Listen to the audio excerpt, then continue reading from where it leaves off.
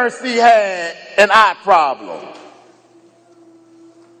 God, you are so blessed to have me as one of yours. That's what he was basically saying to God. God, you can't do it without me. If it wasn't for me, you wouldn't have nobody. But how many of you know that's dangerous? The Pharisee was consumed with pride. Now, there's nothing wrong with a little pride. We all should have a little pride in us because we do things. We want to be proud. We want people to, hey, good job. But pride can also be a bad thing. We tell our children to grow up so we can be proud of them, but we don't want to put them up on a pedestal. The problem comes with pride when we brag about it and we put others down because of it. That's how you can tell if your pride has become a sin. If I brag that I am American and you are a foreigner, then it becomes a sin. If I brag that I'm a member of Hunter's Chapel and you just a sinner that's out there nowhere, that becomes a sin. If I brag that my children are doing so good and that they just the cream of the crop and yours is doing nothing, that becomes a sin. What did the Pharisee brag about? They were good things. It is a good thing to be not a dishonorable person, praying, fasting, tithing. The law only requires us to fast once a year, but he did it twice a week. The law only requires tithing of certain things, but he tithed everything. What he was trying to do, he was trying to put himself up on a pedestal, to compare himself with others. Don't we have a little pride in ourselves too? Surely God must love me more than he loved you. After all, I come to Sunday morning service and Sunday night service, and I come to Wednesday Bible study. I know my Bible better than most people, and I serve on the steward board, and I serve on the trustee board, and I wear that little white suit with a purple stole called the Missionary Society, and I'm a Christian educator wearing a blue suit with a blue stole. I must be better than you. But how many of you know that's a dangerous thing? Because God surely takes note of what you do. But like I said, there's only one thing that's very important to him. Now, pride sees the fault of others. The Pharisee in his prayer even pointed his finger at the tax collector. I don't know about you, but I think that might just be a little rude. Because one thing they taught me growing up is when you point fingers, you point one finger that way, but you have four fingers pointing back at you. It shows a lack of love. It shows that he loved himself more than he loved anybody else. But he expected God to love him more than God loved anybody else. Compared to someone else, you and I might be pretty good. The problem is we're using the wrong standards, the wrong measuring stick. God doesn't compare you to anyone else. God compares you to Jesus.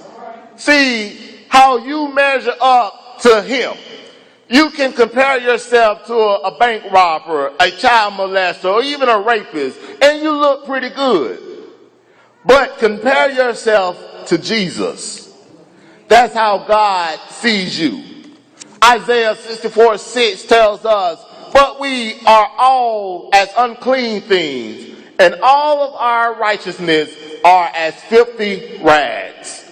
So many times we beat up on the sin of homosexuality. We kick them out the church and we tell them that they can't work in the church because of their sins. But one day somebody brought this to my attention that what about the person that lies?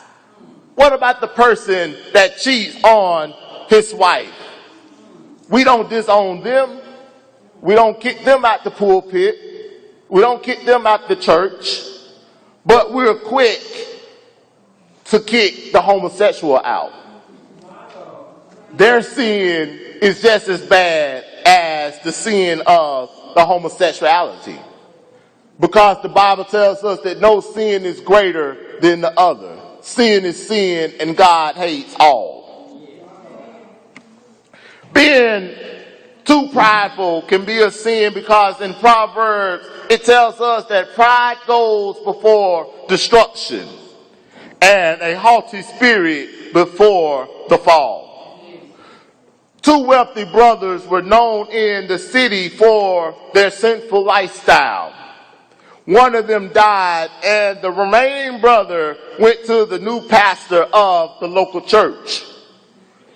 He told the pastor that he would donate enough money to pay for their new building program if he would preach his brother's funeral and tell everyone at the funeral that his brother was a saint.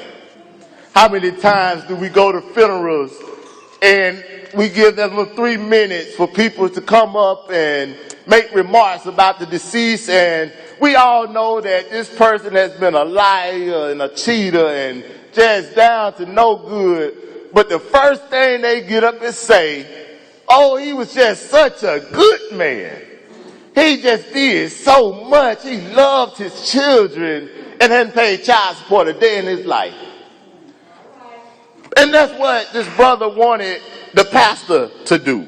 And the pastor agreed. And then at the funeral, the pastor got up and told everyone how the deceased had cheated and stole and lived a sinful life. He said that he was wicked to the core and cheated on his wife. The rich brother was startled, wondering if the pastor had forgotten their agreement. Then the pastor said, but compared to his brother, he was a saint. Be careful of comparisons. Because God only compares us to Jesus. And compared to that measuring stick, we all fall short.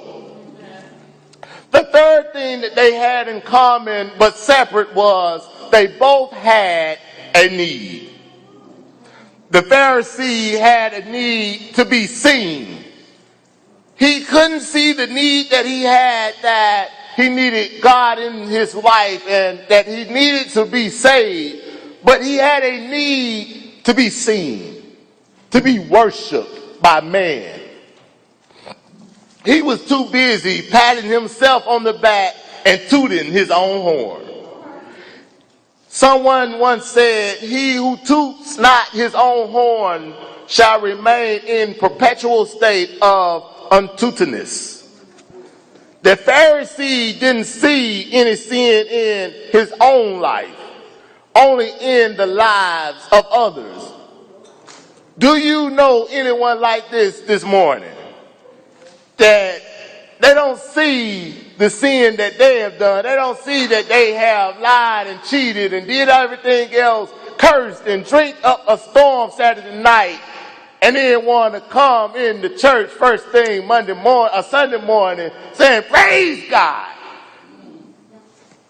That's not right. Matthew, the 7th chapter, verses 3 and 5 tells us, and why beholdest thou the mote that is in thy brother's eye, but consider not the beam that is in thine own eye? Thou hypocrite, first cast out the beam out of thine own eye, and then shalt thou see clearly to cast out the mote out of thy brother's eye. We are quick to see the fault in others, but not in ourselves. they can justify what